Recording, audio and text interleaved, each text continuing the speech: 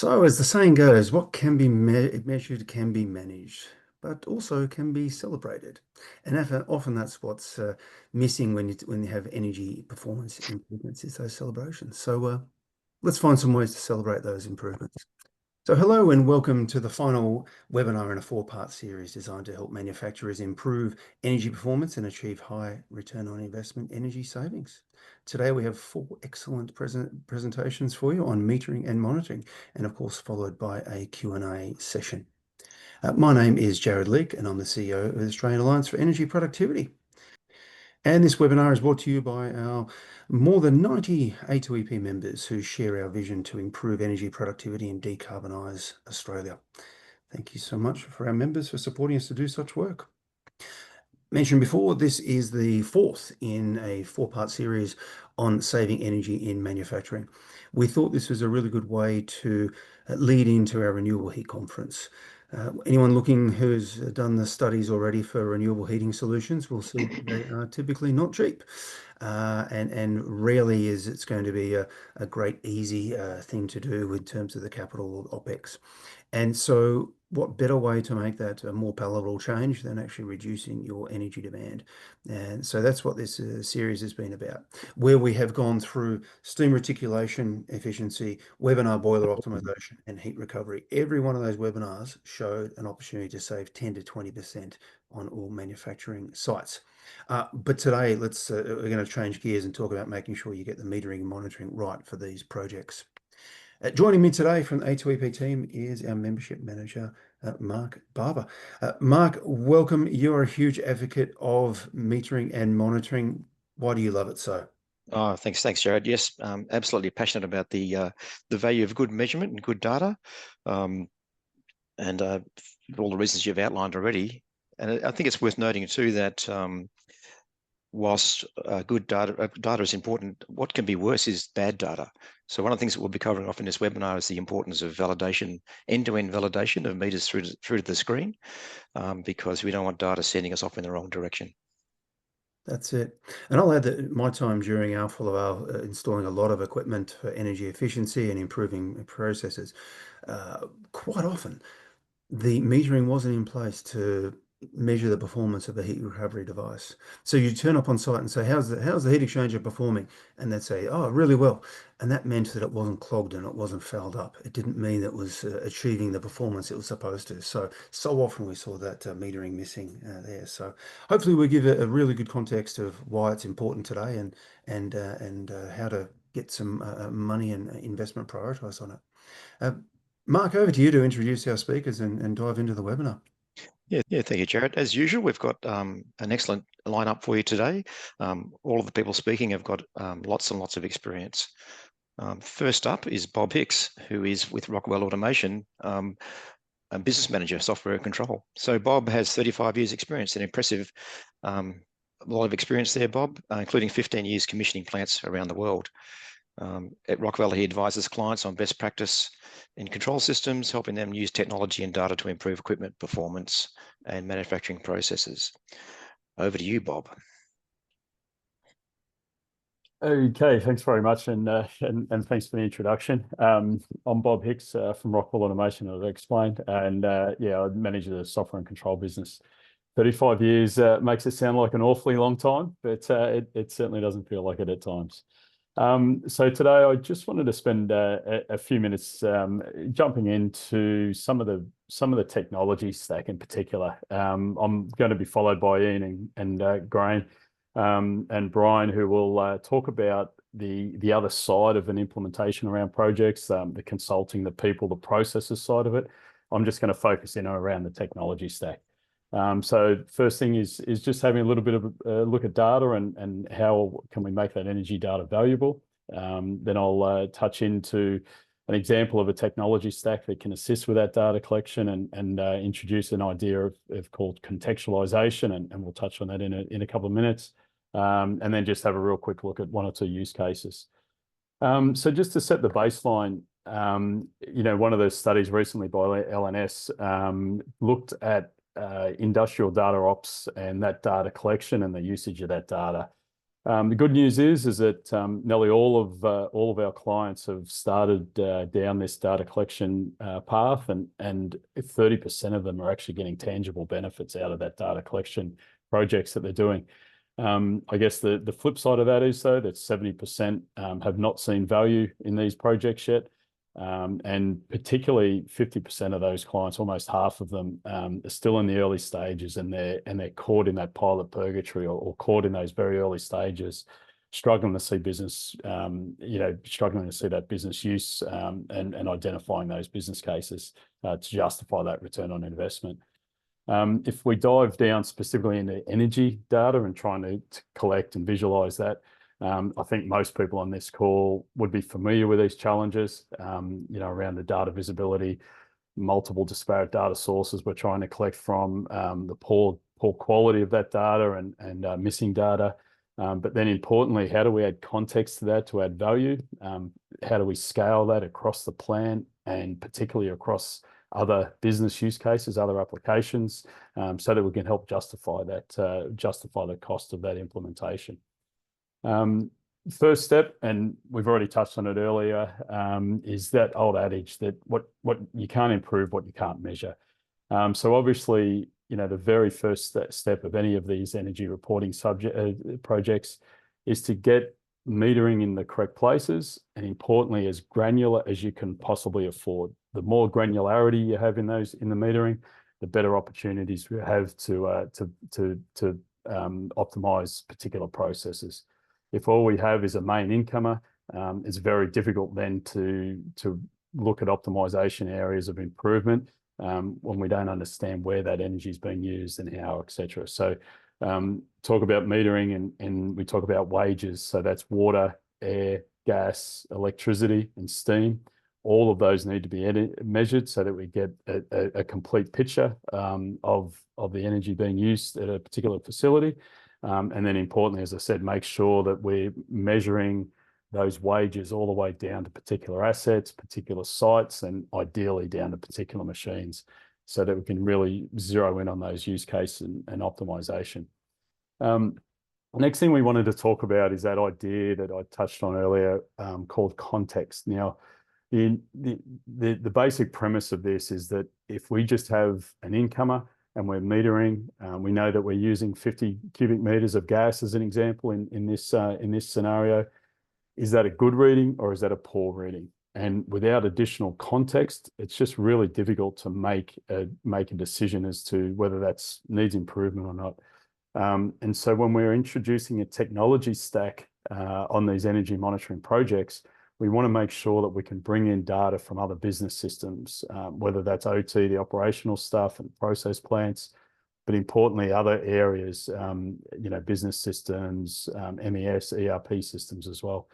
In the example there, you see we take that 50 cubic meters of gas coming into the plant, and we start to add some process data there around what machine are we measuring, what's the timeline, we can then get some tangible value out of that. So, what energy per unit produced, or energy might be, what operator is on at a particular stage, so we can compare operators, we compare site versus site, etc. Here's just another view of that data contextualization, and just showing some of those other areas that we're able to connect to bring this data in. Talked about quality systems. I talked about HR, so we know what operators are on. We can even bring in weather through APIs. So is it a hot day? And obviously that's going to change our analysis of it as well. So very important that we have a system that's able to bring in all of these disparate data sources. And importantly, we then contextualize that, so this is machine A, this is the water, gas, steam that machine A is using. This is the operator that was running it. This was the speed that it was running at. These are the raw materials that it was using, so that we get a full representation of what we're trying to measure. It's not a product pitch. I'm not going to go into our specific product, but just as an example here of a technology and some of the features and capabilities that you need to consider when you're selecting a product for your projects. Couple there I talk about, aggregation from multiple disparate data sources, talking about scalability. So make sure that the technology that you're using doesn't just solve the energy question. If that's all it does, the ROI can sometimes be a little bit more difficult. If we can throw in other use cases, other applications with that same technology stack, it makes the conversation a lot easier when we're trying to get these projects over the line. The touch on here around, just putting that in a graphical form, and around on the left-hand side, you see all of these data sources. So the traditional data sources, power meters, power monitoring, the control system, so process control, PLCs to bring in some of those other things, variable speed drives, etc. All of those traditional OT assets. But then importantly, those connectors into Historian, into databases, SQL, Oracle, ERP databases, etc., so that we can bring all of that information in and then push it into, in this scenario, we leverage a cloud platform, but it can be on-prem, of course. But that data platform is where we do all of that data governance. So we validate that the data is correct. We validate that the data was in range, so that it's clean and it's prepared. We then contextualize it and we transform it so that it goes against those particular assets. And then, of course, we then do the visualization component. And then the bottom right-hand corner I touched on is the importance of then being able to run other applications from that data set. For instance, in this scenario, we're looking at energy, but we can easily use that same data set to look at optimization and efficiencies of equipment, quality data, etc. That all feeds in, they all tie in. If a machine running more efficiently will also be using less energy. A machine that has less quality and less waste will also be using less energy per widget produced or per unit produced. So really important to make sure that we're grabbing all of that data. The other part to look for is a solution that ensures that you can prove the results that you were hoping to get. So, we talk about measure and verify. So we measure that, we set a baseline, we make a change, and then we need to measure that change against the baseline that we set, just to make sure that the improvements that the business case, when we put that forward, that was based on some, percentage improvement, and we need to be able to verify and validate that before we then scale it across the site, across the rest of the organization. So yeah, ensuring that we've got that historical data set so that we can do that baseline measurement. Just a couple of quick use cases here. Many on the call probably have not heard of Rockwell, but we're a global manufacturer as well as a software provider. We have about 30 plants across 12 countries. We manufacture 400,000 SKUs of various forms, all sorts of industrial control equipment. We do implement our own software in our own manufacturing plants, and that's part of the way that we improve our software stack as well. We implemented this particular software on our own plan, and the thing that really shone was that the idea that the software is configured, not programmed. So we have a number of templates that we the workflows, and we're able to implement a system within a day. So again, one of those features we're looking for, thanks mate, is making sure that it's a very quick and painless process. We don't want to be reinventing dashboards and connectors to various pieces of equipment over and over again, because clearly that just adds time and complexity. Just a customer example here where we implemented this software on site. I'll let Ian and Graham speak to these, but this is where we use system integrator partners and EPCs, leverage our technology stack to then create processes on site to improve energy usage. We have to have that closed loop, where the people then go back, make those improvements, leveraging this technology stack that gives them the visibility. And so, yeah, just to finish there, for myself is just a final little product plug. But yeah, clearly our technology stack, we believe, covers a lot of these things, that disparate data sources, bringing in so that we can do that performance. We're able to scale that up across plants, across enterprises. But importantly, it does set that foundational energy as a foundational use case for an investment in industrial data ops. So having that cloud-based data storage opens up a whole range of possibilities, including we're starting to see some AI generated energy applications as well, where we using AI to then try to identify and optimize an area of a plant. But we have to have that solid data foundation to make that happen. So hopefully that was within the 10 minutes. I rushed through a couple of those, but please reach out if you have any other questions or if there's anything at the moment. And I guess back to you, Joe. Thanks very much, Bob, and we'll be sure to get your email address added onto these slides as well, so that people can reach out for you. And I think where we're headed is, because we certainly hear this all the time, is our site is different, and it can be hard to compare site to site. But once you get down to that detailed level and start validating what you've got there, then you can start really comparing site to site how they're performing, and really drill down on that, and maybe by process unit. So that's great. And Mark also picked up on pilot purgatory there, and so maybe some of our next speakers can dive in on how do we get past a bit of that pilot purgatory and really sort of prioritize what needs to be done and where to start. Thanks, Bob. That was great stuff. Appreciated. Our next speaker is Ian Billings from Energy Link Services, a principal consultant. Ian's a mechanical engineer and carbon pressure professional with decades of experience again, helping improve energy performance. And one of his specialties is metering and monitoring plans. And he's recently been preparing a number of those plans under the New South Wales government funding scheme. And Ian's going to talk about the importance of planning ahead so that you maximise the value for money and get maximum bang for buck for your metering spend. Over to you, Ian. Great. Thanks, Mark. And yeah, thanks for giving me the opportunity to present in this forum. It's a challengingly short presentation to get the key points across, so I won't be able to go into all the specific details, unfortunately, but I'll be focusing on the process we take clients through when designing metering and monitoring systems, some of the pitfalls we've observed in the design, implementation, usage of the systems. So where do you start? Data is great, but it comes at a cost. I've seen significant amounts of money spent on metering and monitoring systems that provide low or no value to facilities and clients. So designing the system correctly from the start is really critical. In my experience, it's always best to start with the objectives. You're going to need to provide a solid justification for the expenditure when it comes to CapEx. So getting clear on these up front is really critical. If you want to justify the value, if you can't justify the value, it's highly likely it won't be approved.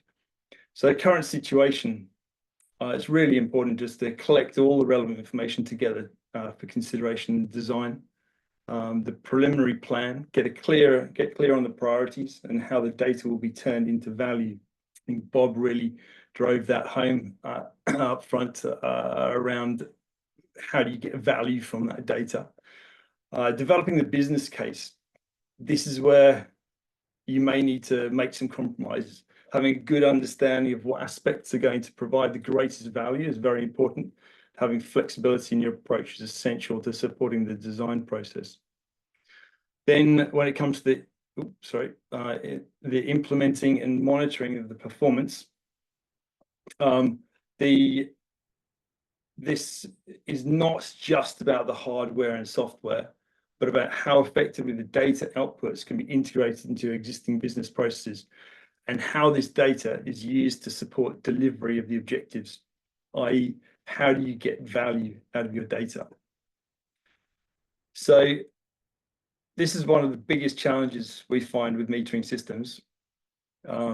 Sometimes you just don't know what value you're going to get out of it until you can actually see the data. And that's why giving consideration up front, engaging with the stakeholders to build the case is so important. Put a few considerations here. This is not a full list by any means, but energy efficiency. This is probably one of the most important ones we want to be talking about right now. Are there particular projects you have in mind that the metering will support? Are there preliminary estimates you can make on the savings around that? Energy productivity, obviously very topical at the moment, and the energy performance indicators. What are the metrics you can measure your energy against? Units of production are obviously very convenient, but that doesn't align with all different businesses out there. And sometimes it's not immediately obvious to know you're measuring the right thing, though. Certificate creation. This is often a great way to monetize efficiency projects. Energy saving certificates in New South Wales, Hicks in Victoria, and ACUs across Australia. However, the metering requirements can be very specific, and specialists are required to ensure the project is set up correctly. And just as a little plug here, Energy Link Services can support this process. So please reach out if you think you have any projects you'd like to investigate certificate creation around. Peak demand management, it's not for everyone, but some businesses which have very peaky demand, metering can be used to disaggregate that demand and look for opportunities to reduce your demand charges. Then non-energy related value. Are there any ways you can use the data to operate equipment better, e.g. reduce run hours to support asset longevity and reduced maintenance? And I've even seen where you can use the data to support the contractor management by identifying equipment that operates longer and harder and focusing maintenance on those assets. So the current situation, how much do you spend? Obviously, if you're at a facility that spends millions per annum on energy, then your budget for metering and monitoring system might be significantly more than if you spend less. So it's important to understand that. Energy systems, what are they? Compressed air, steam, electricity, which ones cost the most? Do you have an existing SCADA system or BMS? Is that going to be suitable to collate and aggregate all the information? Or is it going to be better to look at a separate energy management system? Understanding the production operational data that's going to be most suitable to compare your energy against is also critical. The energy performance indicators, and how can you get that information from wherever it's currently being aggregated into your energy management system. But then one of the most important things also is around management practices. We usually find it's best to try and incorporate the reporting and review processes as part of the existing practices, i.e. add into existing management meetings, toolbox talks, scheduled reporting, etc., as opposed to trying to just create a completely new process. So developing the preliminary plan, determining the essential versus nice to have, not necessarily black and white, but it's certainly important to prioritize. Accuracy and granularity. The greater the accuracy and granularity you try and target, the higher the costs generally. So it's important to know where the compromises are possible and accuracy compromises, such as monitoring just current on a motor as opposed to dedicated power meter. Or I've even seen some systems where they monitor current on a single phase and extrapolate that across the 3 phases of a 3-phase motor and have the EMS undertake that calculation for them. The communications and data storage plan, ensuring you have a clear understanding of how the data is going to get from your meters through to your EMS, and then the processes for delivering the value from the data. So the reporting, how will that data be accessed, and the alerts or what actions will be triggered from that data. It's possible to waste a huge amount of time chasing tiny little anomalies. I used to work for a business where we had specific triggers that would mean we had to go and investigate clients' energy consumption, and we wasted a lot of our own time and clients' time in chasing tiny little potential savings. And then obviously engaging with contractors to confirm technical feasibility, and there aren't any major challenges which are going to end up being a roadblock for you. Developing the business case. Invariably, the initial aspirations are more extensive than the available budgets allow, and taking on costs within the business to install and set up can be sensible if you have resource, but you'll need to be clear on how this needs to be accounted for. Specification. We always recommend developing a specification so that it's can be communicated to contractors what the scope is, and it can be broken down in the priorities. Determining what the grants are available, ongoing subscription costs can often be overlooked, and does it make sense to stage the implementation? Potentially focus on the highest value areas to gain buy-in from the lower, gain buy-in before you then target some of the lower priority opportunities. Implementing monitor performance, so end-to-end commissioning. You must ensure the meters are outputting accurate data, and data is transmitted to the energy management system, stored and visualized accurately. With the reporting and monitoring, avoid designing processes that are overly onerous to avoid time wasting, and then review and refine, test the system, make sure the value is being delivered. So I'm going to take you through just a very basic, brief case study of one system which we have implemented in recent times. We were looking at a facility that had a very dated BMS, no monitoring or trending capabilities. So we implemented an EMS, which was a standalone system. The location was selected because it demonstrated a very high usage compared to other similar facilities in the client's portfolio. The electricity metering was deployed. The facility manager had advised us that all of the air conditioning would shut down at the end of operations every single day without fail. However, the following day after we installed the metering, we identified the overnight chilled water plant operation, as you can see in the circled here. This is a 24-hour period. It was linked back to a single air handling unit that was subsequently discovered to be manually controlled, and controls were incorporated into the BMS. Overnight usage was stopped, saving the client $10,000 per annum on electricity costs, $2,500 hours less operational runtime for the air conditioning system. So thanks very much. Final points I'll leave you with. Determine where you're going to get the greatest value from your metering.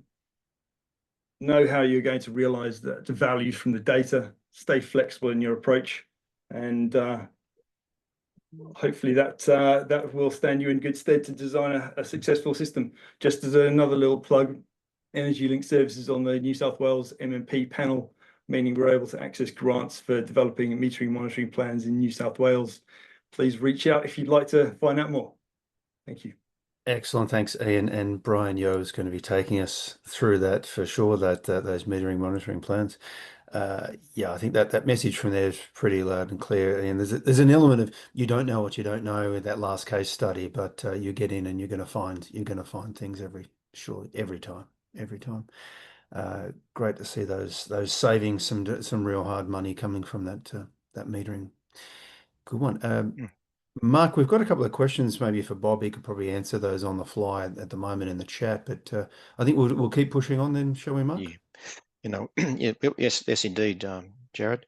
So yeah, thanks, Ian. That was your slides actually are kind of like a great checklist for anybody going on this path, and a reminder to everybody that we will make those slides available. Our next speaker is Graham Jefferson, Principal Consultant from Scope Process Controls. With nearly 50 years of experience, it's really hard to overstate just how much practical experience Graham has, particularly in the coalface of specifying, selecting, installing, commissioning, and problem-solving metering of tricky things like steam and compressed air and cooling systems. And so Graham's going to talk to us today more specifically around the topic of steam metering, which can be not straightforward as other things such as electricity. Over to you, Graham. So yeah, thanks, Ian. That was your slides actually are kind of like a great checklist for anybody going on this path, and a reminder to everybody that we will make those slides available. Our next speaker is Graham Jefferson, Principal Consultant from Scope Process Controls. With nearly 50 years of experience, it's really hard to overstate just how much practical experience Graham has, particularly in the coalface of specifying, selecting, installing, commissioning, and problem-solving, metering of tricky things like steam and compressed air and cooling systems. And so Graham's going to talk to us today more specifically around the topic of steam metering, which can be not straightforward as other things such as electricity. Over to you, Graham. Okay, so the previous two speakers have taken us from, I guess, the middle to the top of the so-called instrument control triangle. I'm going to take us right down to the bottom, right down where we get dirty and our instruments get dirty. But let's start. I'm going to typically stick around boilers and high energy assets like boilers, mainly, and around steam, water, and fuel flows. So all of those three things, the fuel flows, the steam, and the water, they constitute the inputs and the outputs of a boiler. So if we don't truly understand them, it's going to state the bleeding obvious. If we don't have good measurement of those streams, then we don't have good control. And in previous times, instrumentation on boilers was more about the control of the boiler. So often poor quality, bad choices were tolerated because it was more about control. But today, in today's environment, that's just not unacceptable.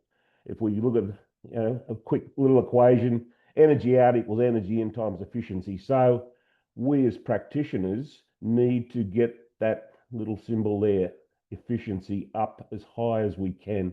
And we do that by looking at where the energy is being consumed, at what time. So at high loads, low loads, where is my best firing rates, etc. And I can only do that through good instantaneous mass flow and power. And I use the word instantaneous carefully here because we often have a look how much steam we produced over a shift, how much gas we used over a shift, put those numbers into a spreadsheet, and we think we've done a wonderful job. Instantaneous means exactly what it says. We need the instantaneous values of what's going on in my boiler, and that can only, again, be done with meaningful instrumentation. And we do see poor selection of our meters, worse, no selection of our meters, and as I think Bob mentioned earlier on, it can be worse than no metering at all. Now, what's worse than a watch that tells you the wrong time? Two watches that tell you the wrong time. Some basic technology, folks. We can break most of our flow measurements into true mass flow. That is exactly what it says, and that fits in our Coriolis and thermal mass flows. Now, this class of instrument is not that common around boilers and combustion systems. There's maybe the exception of a thermal mass flow in our air, but so we'll quickly move on from that one.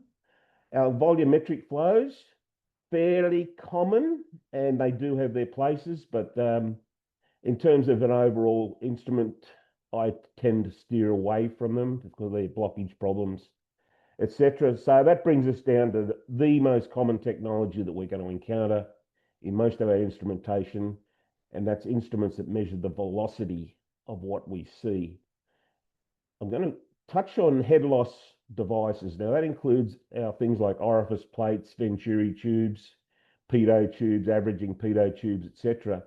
Now, I think in this day and age, we should be steering clear of this class of meter for our boilers, etc. However, there's still a lot of it around. So the people that still have this stuff around, let's look at some of the pitfalls in a minute.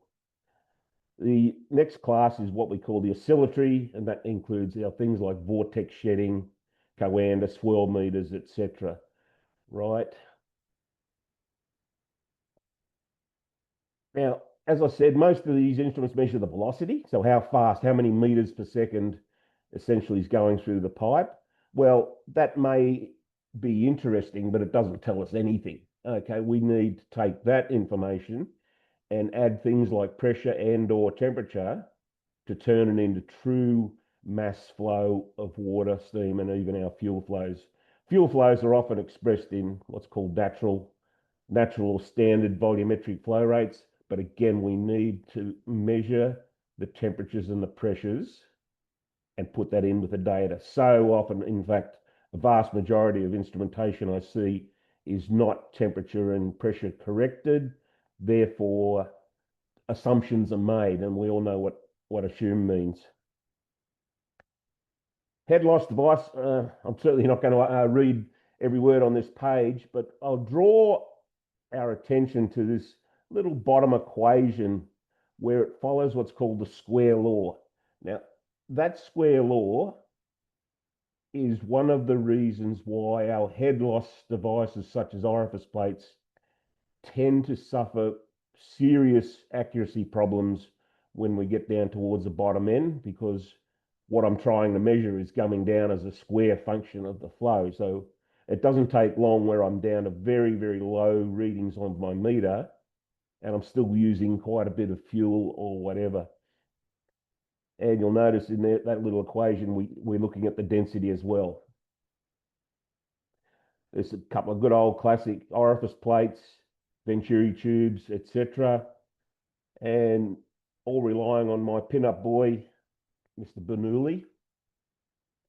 Our oscillatory flow meters, and this is really the class of meter that I strongly recommend that we employ on most of our boilers and most of the measurements on our boilers. And one of the best, my meter of choice is the Vortex shedding meter.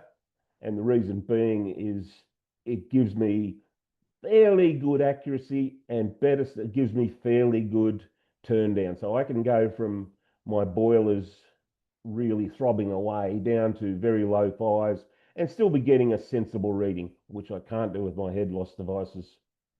Again, we must measure the pressure and or temperature. So that's a classic Vortex meter where, if anyone, you watch a flag waving in the breeze, guess what's causing the flag to wave? It's the vortices. So that's the same principle. We measure those, and in this instrument we have inbuilt temperature and pressure. And in the software inside of the meter, there's things like steam tables, so we can measure quite, even if it's superheated, wet steam, or somewhere in between, we will get an accurate reading of mass flow of steam. And in gas flows, natural gas flows, we have the compressibility factors. All of this stuff is what we should expect in any modern meter today. So let's just talk quickly about good metering practices. Select the best flow technology, fellas. Don't put orifice plates in on your gas flow if you can avoid it. And let's look at some of the common mistakes. Straight runs of pipe.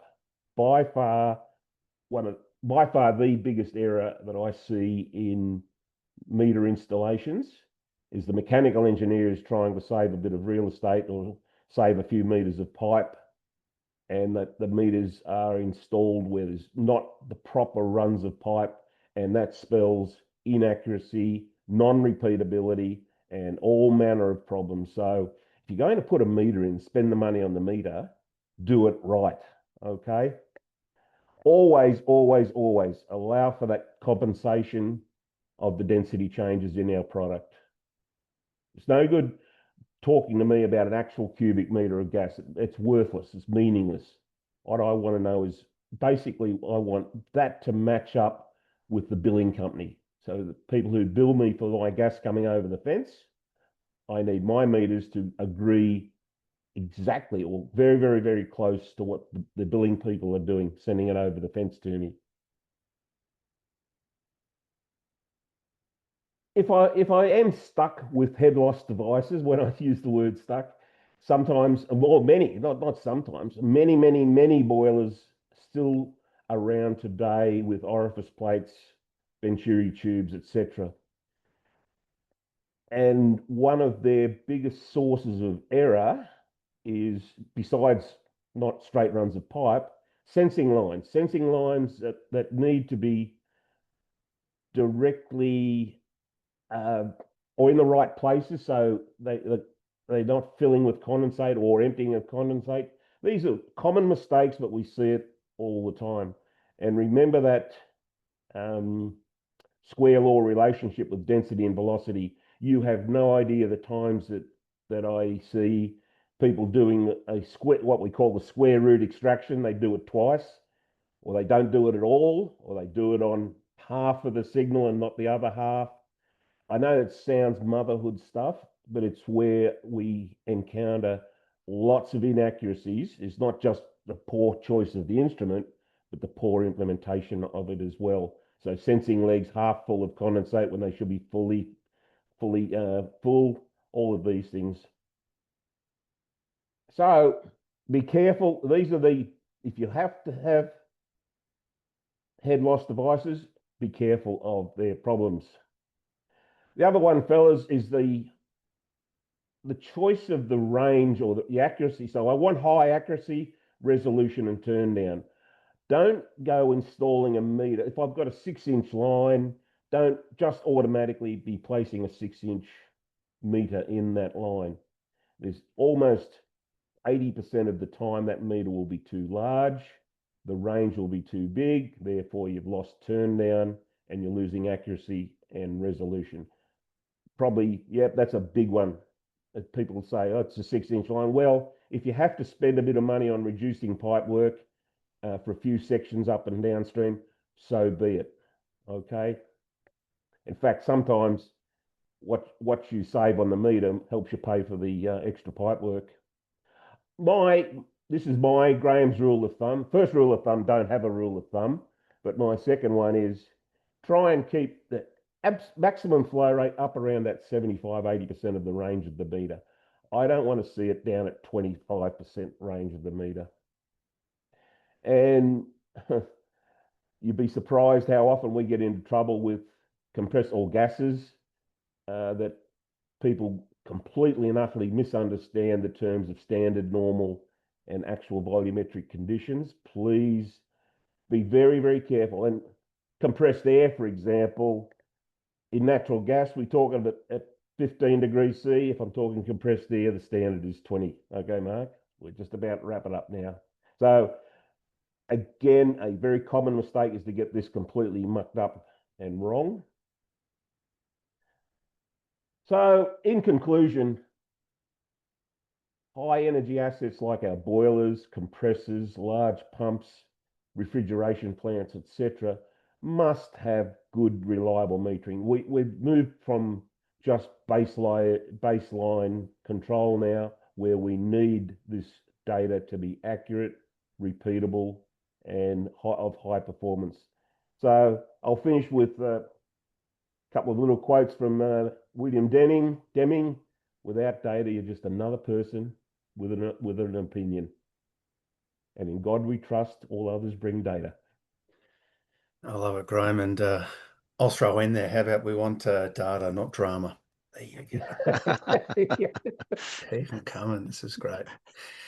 Graham, excellent reminder of the basics and not to overlook those. And you don't have your fundamentals right, then if we don't get all the other stuff that Ian and Bob was talking about, it's all pointless unless you get the fundamentals I was just going to say, if we don't get this right, well, Bob and Ian, doesn't matter, does it? Yeah, just garbage in, garbage out. So brilliant.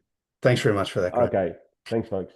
And if anyone does have any questions for Graham, feel free to throw it in the Q&A or the chat box, and I'm sure Graham will be able to get to that. If not, we'll have a few minutes at the end as well to go through questions. Mark, over to you. Fantastic presentation, Graham. Thank you. Our fourth and final speaker is Brian Yeo, Project Officer from New South Wales Office of Energy and Climate Change. And Brian, apart from having a lot of hands-on experience at energy management himself, he's also managing the allocation of funding to the development of metering monitoring plans and offsetting the costs, which is a great program that the New South Wales government have put together in recognition of the true value of proper metering. So Brian, over to you, please, to give us an update about that support program. Thanks, Mark, and thanks, Jared. Thanks for having me. Is my slide up? Just checking. Yes. All right. So yes, I'm Brian. I'm project officer currently involved in delivering the metering initiatives under the business decarbonisation program. So today I'll walk you through a couple of key areas that highlight the importance of sub-metering. We have a couple of good slides and good presenters coming from different areas of metering, starting from where we want to meter, how to meter, and then show a showcase of some good platforms, and also ending with some good metering practices. So I won't bore you with that, but what I want to show you is some really good insights from businesses already seeing benefits in the field and how those sub-metering matters. And then I'll bring you through the 12 million metering package from New South Wales TQ that support this. And then finally, I'll also share some resources that we are working on internally, which we wanted to help promote metering in the market. Now, sub-metering allows us to understand energy use in a far more detail than whole of site metering, and that detail opens the door to real measurable improvements.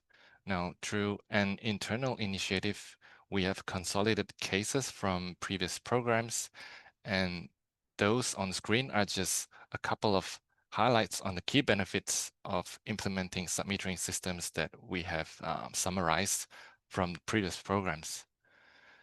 As we know, we always say metering gives you 5 to 15% of energy savings in general. We are able to conservatively estimate that generally it's giving us around 5% of total energy savings from the total energy use. But in practice, typical results ranges from 8 to 12% from our studies. And also in some cases, there are also savings up to 30%.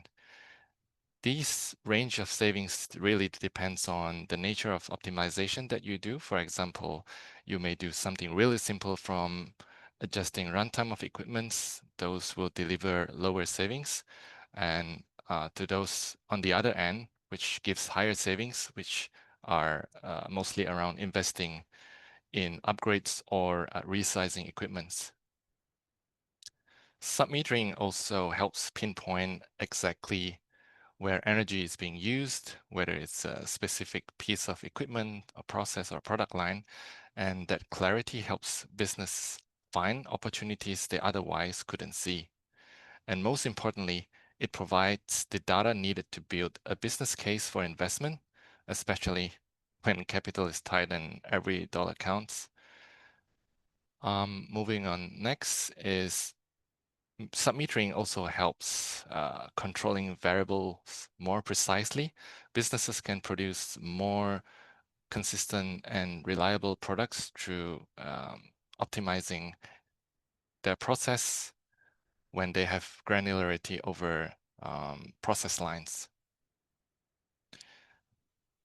Next is about proactive maintenance. When you sub-meter systems, you will be able to track abnormal variations in energy use through trend lines or data trends, and you'll be able to pick up warnings from those data trends, and it will help to flag problems before they become breakdowns, helping to avoid costly and unscheduled downtimes.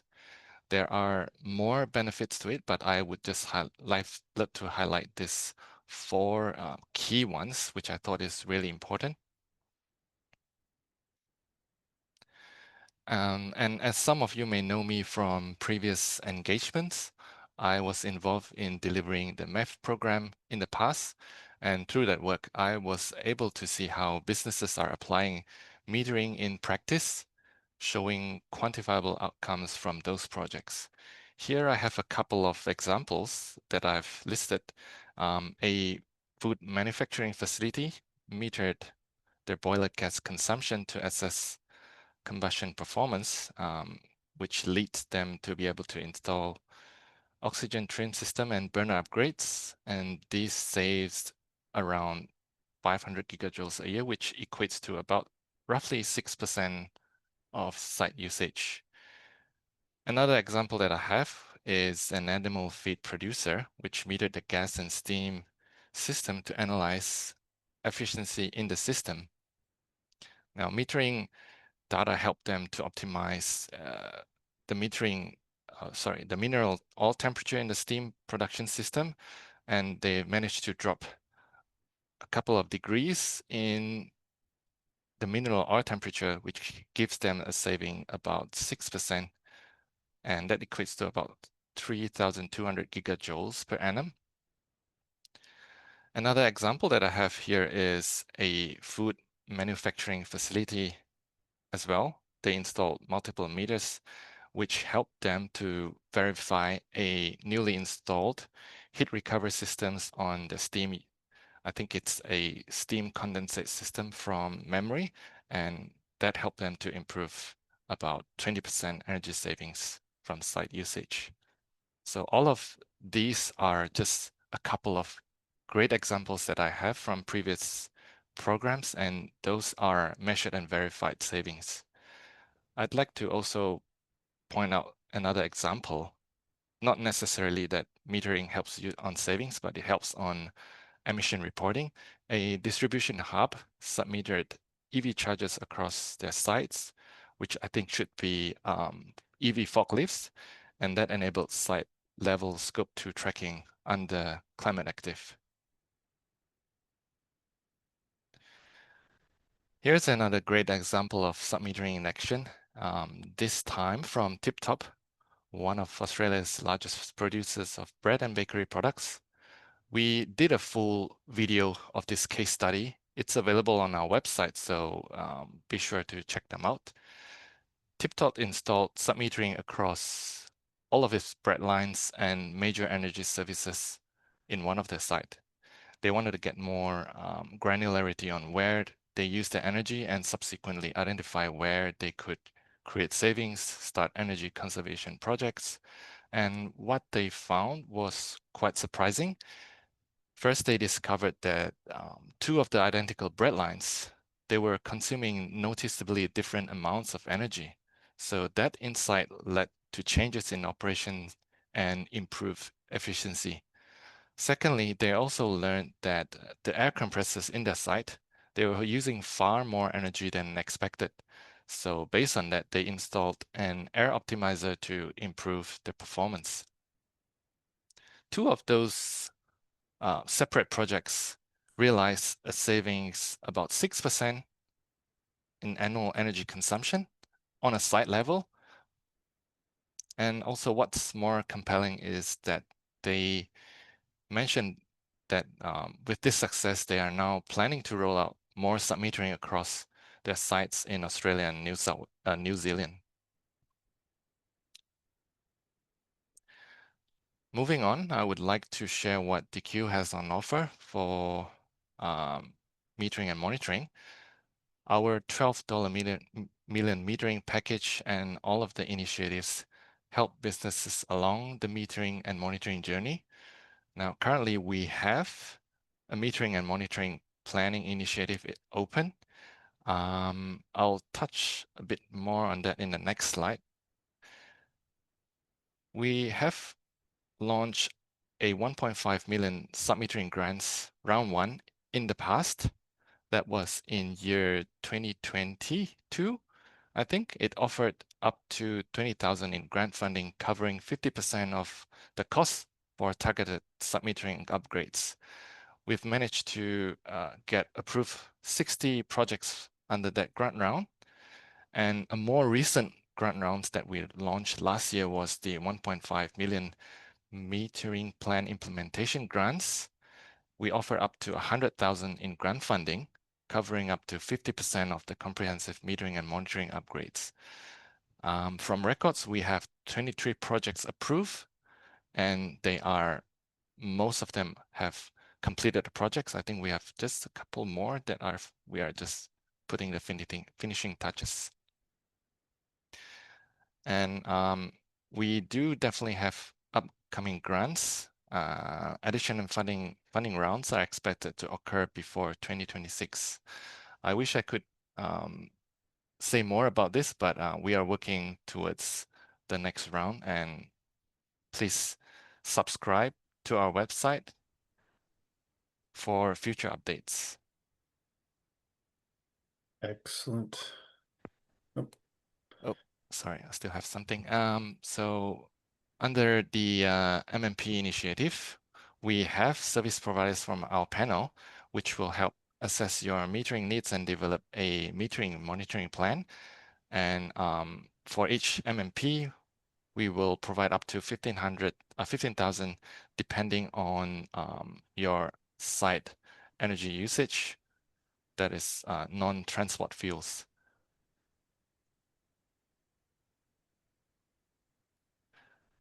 Another thing that we are working on internally is to develop a set of practical resources, including fact sheets and a use case database to help highlight the benefit of metering. Now, these tools, we wanted to make them to help businesses to move from interest to action by making it easy to see what's worked, why, and how to get started. We compiled project data from previous programs as a source of information for these resources, and we are looking to publish them once it's ready, so stay tuned. Last but not least, I'd like to also take this opportunity to make an announcement. Our New South Wales heat pump feasibility grant is open till 13th of October or earlier if the funding runs out. We offer up to $30,000 in grant money, covering up to 75% of the project costs, helping to assess whether a heat pump is feasible for your site or not. Now, applications are assessed as they are received, so act quick. You can scan the QR code for to subscribe yourself to updates on programs and grant launch. So if you subscribe and we have your contact, you will be notified on day one when we launch any new grants. If you have any further questions, you can email us on the email address stated in the slide. Thank you, everyone. I'm going to hand it back to Mark and Jared. Brian, thank you so much. And fabulous to see New South Wales government following through on their programs with insights. Often a program goes out there and, hey, look, here's some money, here's some grants, but the lessons learned are rarely shared from these. So thank you so much. That's great. And so I heard, a lot of opportunities for 10% savings once you get that metering in place. For sure, that aligns with what we've been saying. Condensate heat recovery systems. We did a webinar on that a few weeks ago, and look at I think it was the steam reticulation and covered in the heat recovery webinar as well. And of course, you touched on air compressors, one of our favorite areas. If you ever want to find a low-hanging fruit on a plant, go for the air compressor first, we say. Mark, any commentary to add to Brian, or should we get into some questions? I think we should get into some questions, and let's point out that we're almost out of time technically. However, we will continue past 1 o'clock as required if there's ongoing Q&A. So stick around if you wish to. That's it. I've actually just posted a question myself, which is I wonder if anybody from the panel is prepared to discuss, or interested to discuss the concept of virtual metering and the benefits and the risks of virtual metering.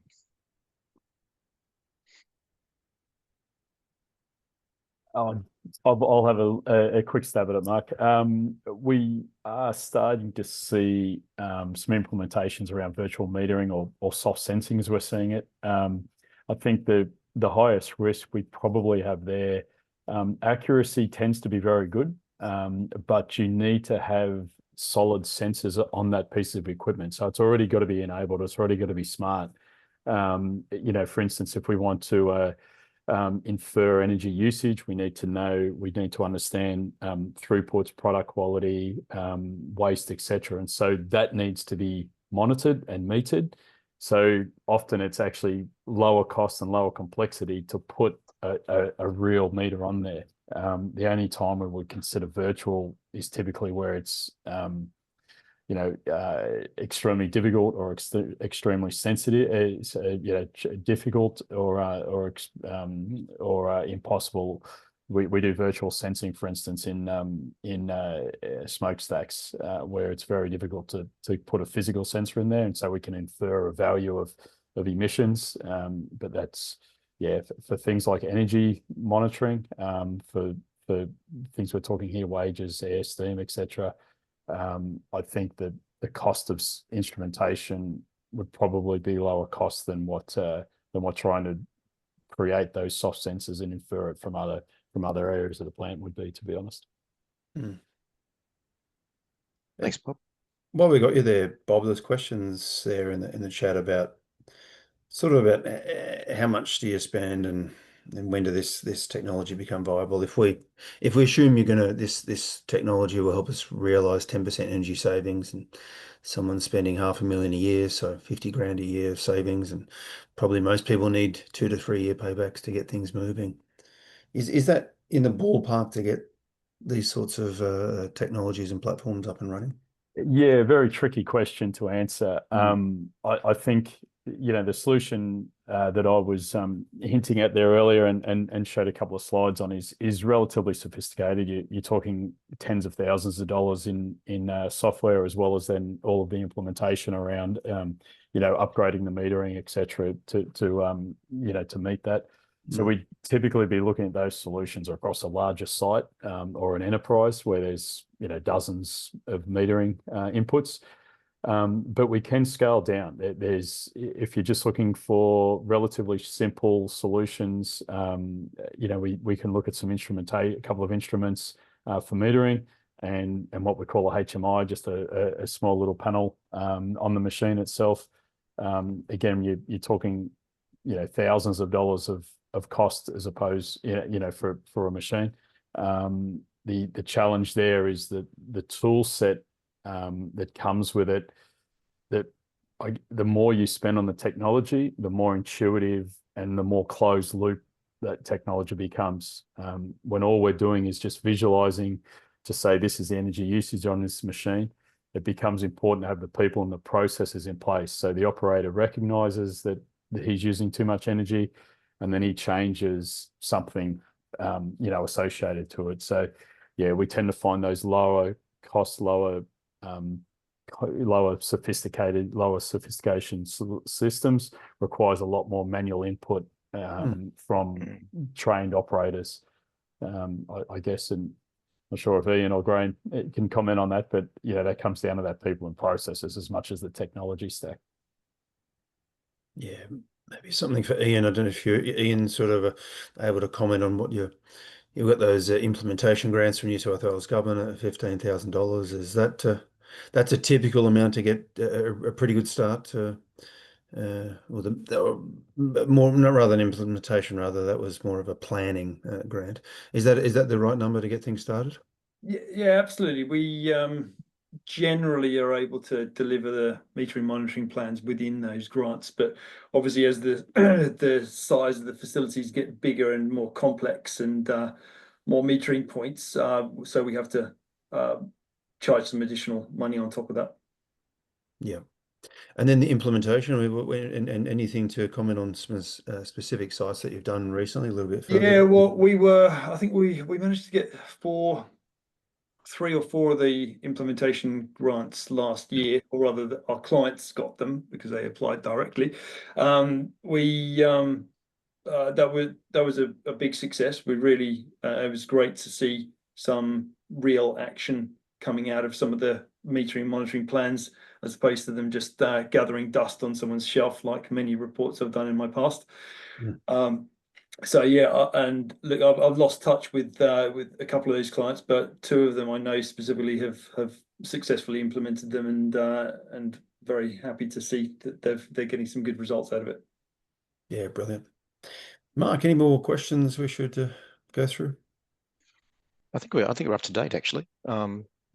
I wouldn't mind throwing up one other discussion point if you don't mind, and that is the very important step of, after meters have been installed and commissioned, the very important step of actually validation, ensuring data quality. So, the process of end-to-end or meter to screen checks.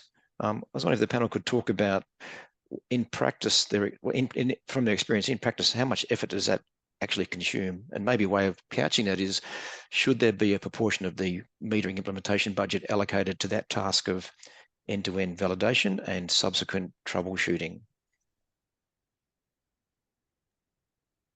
Mark, Certainly been my experience that it can be quite time-consuming. Mark, I've had some experience in the past with data validation by using, it sort of borders almost on the virtual metering as well, where you do, I'm trying to think of the name of the technology, but you basically look at the performance of, say, the boilers, the pumps, the entire plant. And often when you see something is going amiss, it's either, and indeed, if you've got enough instrumentation and you focus that, you can start to spit out that instrument is wrong. So it is possible. It is possible. I've done it or seen it done in the past where I think it was done out of University of New South Wales, looking at a whole bunch of crackers and looking at the performance of the instruments and saying, well, that instrument cannot be reading right. It's got a problem based on everything else going on in the plant itself. Good.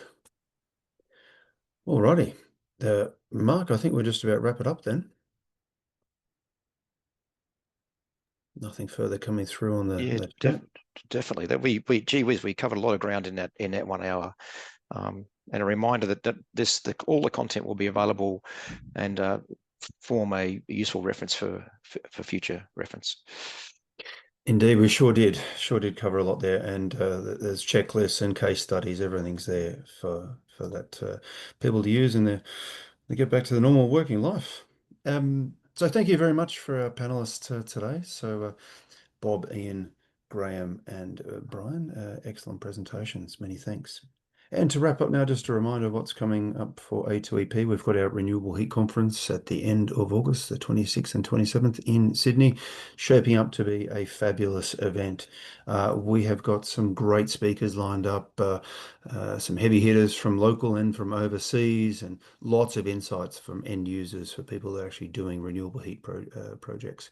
And just a quick squiz at those. The icons there, the logos there on the left. It's going to be a lot of end users present there, so it's going to be a fabulous networking event. If you do want more for A2EP, follow us on LinkedIn. Lots of news articles and things being shared on that one. You'll always get more from there. So it's all that's left to say then is thank you very much for joining us, and we'll look forward to seeing you either at the conference or at our next webinar. Thank you and have a nice day. Thank you, everyone.